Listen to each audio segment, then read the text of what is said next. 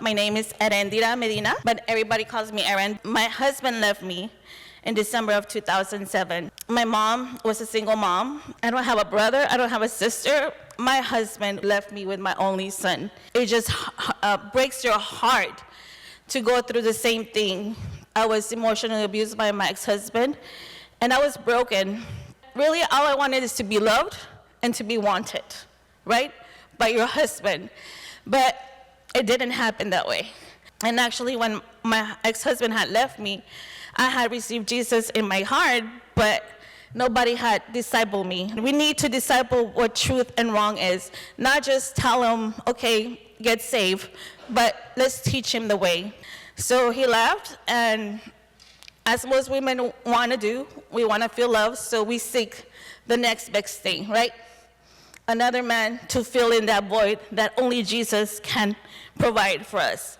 And so I ended up in this relationship. It was probably like 6 months later, I found out I was pregnant. I told my mother about my baby, and she gave me $400 so that I could have an abortion. She said, you're gonna be okay. My world came crashing down, and not to embarrass my mom or anything, because she's just loving on me, and that's what people think, that you're loving on your child. And again, these are lies that the enemy brings through family, through your own mother, through your support system, that they tell you it's okay to kill a baby, to murder a baby. It's a baby that God knows his purpose. I go to the abortion clinic. It was Planned Parenthood. It was the RU-486 pill. It's actually a 2-part. I was around maybe 10 to 12 weeks. I was scared, but I didn't have anyone. I couldn't rely on anybody. I didn't know what else to do. And the enemy kept telling me, you can't provide for these kids. But it doesn't matter, because God still loves us first. Before we're in the womb, I took the pill, and they gave me another part, which I had to insert like a few hours later.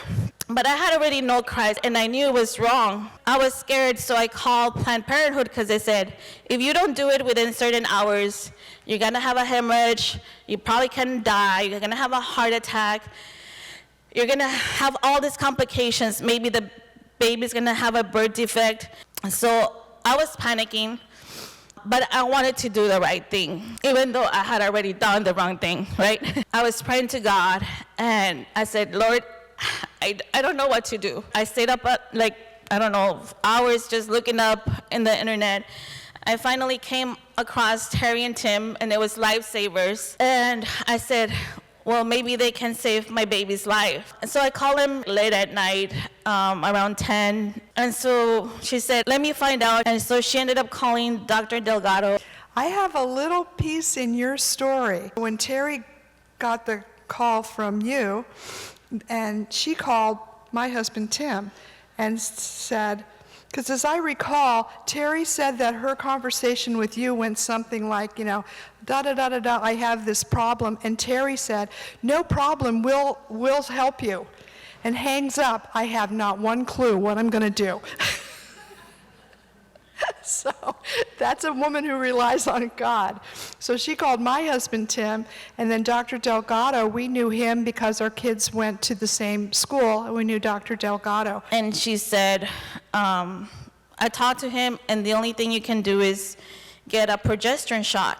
I was in El Paso, they were in Bakersfield. I was just, again, scared, still scared. I didn't know what was gonna happen. And we finally found a doctor in El Paso that does the progesterone shots, hormonal, Dr. Balakura. So she started actually giving me shots to counteract the RU-486. And that was in July of 2008. And so I took a couple of shots, and my pregnancy was normal. Everything was really good. I didn't have any sickness, anything. But again, I didn't know the outcome of my baby, or if I was gonna have complications. As you can see, she's perfectly fine.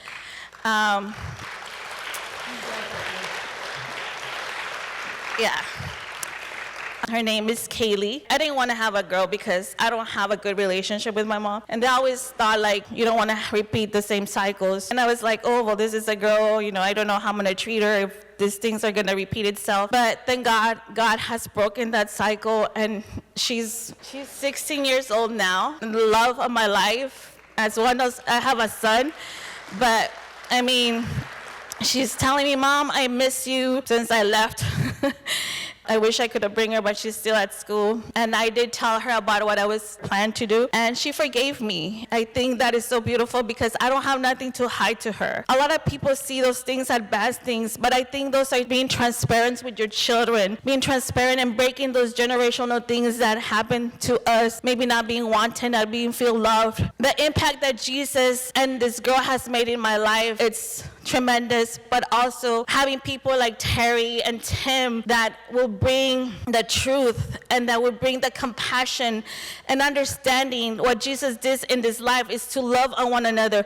And that's what we need to do, because they saved my daughter and I'm able to have a better life, not living in regret, not living in darkness, but living in life and in the fullness that God had for me and my daughter. And because of your experience and that success, I don't know, hundreds and hundreds of babies have now been saved. So just pro-lifers working together and God bringing things together. At one point, we believed the lie of pro-choice, a lie that the enemy has come against women, that has portrayed us to be independent women, and that's just a lie from hell.